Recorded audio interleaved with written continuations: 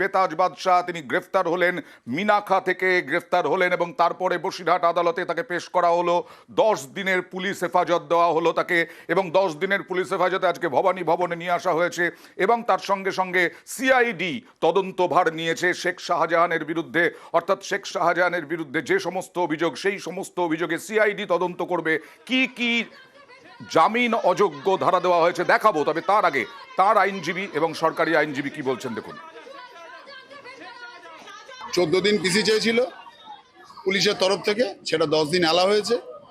আর nasal 8-এ সুন অ্যারেস্টের pair ছিল, সেটাও এলা হয়েছে। আর যেটা পিসি এলা হয়েছিল সেটা আমরা 41D-তে একটা পিটিশন দিয়েছিলাম, যাতে করে ইন প্রেজেন্স অফ অ্যাডভোকেট তার ইন্টারোগেশনটা হয়, সেটা কোর্ট এলাও করেছে।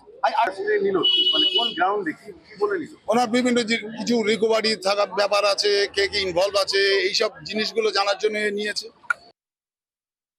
এই যে মাস্টার মাইন্ড যে শেখ শাহজাহান, তাকে আজ গ্রেপ্তার করে কোর্টে তোলা হয় এবং তার জন্য 14 দিন পিসি চাওয়া হয়েছিল, 10 দিন লাইনের কোর্ট অ্যালাউ করেছেন। কোন কেসটা যে 14 দিনের নেজার 9 2024 এই কেসটাতে অ্যালাউ হয়েছে 10 দিনের পিসি। এই যে বলছিলাম কি কি ধারায় জামিন অযোগ্য, কি কি ধারা দেওয়া হয়েছে, একটু গ্রাফিক্যাল প্রেজেন্টেশনের মাধ্যমে আপনাদের সামনে তুলে ধরি যে কি কি ধারায় জামিন অযোগ্য যে ধারাগুলো দেওয়া হয়েছে। 326 গুরুতর আঘাত, এখানে এই বড় স্ক্রিনে একটু দেখাই। 326 গুরুতর আঘাত, 333 সরকারি কর্মীকে প্রাণঘাতী আঘাত, এছাড়াও আরও গুরুতর বিভিন্ন ধারা দেওয়া হয়েছে। 353 সরকারি কর্মীর কাজে বাধা, 395 ডাকাতি, শাহজাহানের বিরুদ্ধে এই সমস্ত জামিন অযোগ্য ধারাগুলি দেওয়া হয়েছে। এছাড়াও 397 ডাকাতির জন্য প্রাণঘাতী হামলা, 307 খুনের চেষ্টা, এই সমস্ত ধারা দেওয়া হয়েছে শেখ শাহজাহানের বিরুদ্ধে। আর ধরা পড়েই শেখ শাহজাহান চলে গেলেন হাইকোর্টে তার আইনজীবী সব্যসাচী বন্দ্যোপাধ্যায় মারফত। কিন্তু কটাক্ষ, তীব্র কটাক্ষ টি.এস. শিবজ্ঞানমের, প্রধান বিচারপতির। কথা বলবো প্রতিনিধি অর্ণবের সঙ্গে।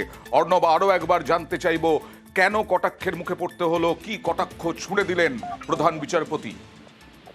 দেখো, গতকালও সন্দেশখালী নিয়ে মামলার সময় প্রধান বিচারপতি টি.এস. শিবজ্ঞানম বলেছেন 25 দিন অ্যাবসকন, অর্থাৎ 25 দিন অ্যাবসকন একজন জনপ্রতিনিধি যিনি জেলা পরিষদের সদস্য, অর্থাৎ সন্দেশখালী থেকে নির্বাচিত। এইরকম যে জনপ্রতিনিধি, তার কখনো রাইট জন্মায় না বা তিনি কোনো পারমিশন পেয়ে থাকবেন না জনপ্রতিনিধি হওয়ার কারণে তিনি আইনকে অবজ্ঞা করবেন, অসম্মান করবেন।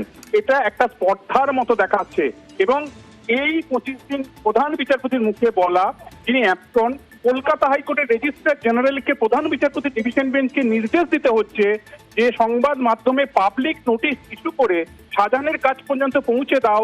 এই মামলা কলকাতা হাইকোর্টে শুনানি চলছে, পরের শুনানি সোমবার, সেখানে সেগুলো পার্টিসিপেট করে। আর কিছুক্ষণ পরে এই ব্যাপারে বিস্তারিত জানবো। তবে